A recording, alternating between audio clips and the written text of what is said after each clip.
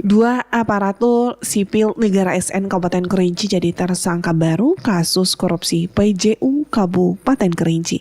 Laporan Desi Hermila. Kejaksaan Negeri Sungai Penuh kembali menetapkan dua orang tersangka baru dalam kasus dugaan korupsi proyek pengadaan penerangan jalan umum atau PJU di Dinas Perhubungan Kabupaten Kerinci. Kedua tersangka berinisial H, seorang aparatur sipil negara yang bertugas di Kesbangpol Kabupaten Kerinci, dan REF, seorang guru berstatus P3K di SMP Negeri 43 Kayu Aro. Kepala Kejaksaan Negeri Sungai Penuh Sukma Jaya Negara menyebut penetapan ini dilakukan setelah penyidik mengumpulkan bukti selama lebih dari 4 bulan.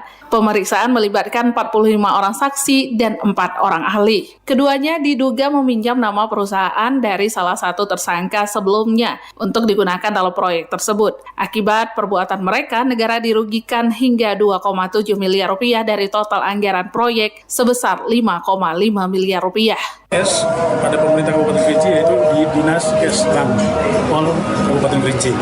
Kalau P3K-nya itu guru pada SMP di Kayu Aro. Perannya itu memakai perusahaan CV BS, CV AK, dan CV GAB untuk mengerjakan titik-titik PJU di beberapa desa di Kabupaten Kerinci. Sebelumnya, Kejari Sungai Penuh telah menetapkan 7 tersangka lain terdiri dari pejabat dinas pelaksana kegiatan hingga pihak perusahaan rekanan.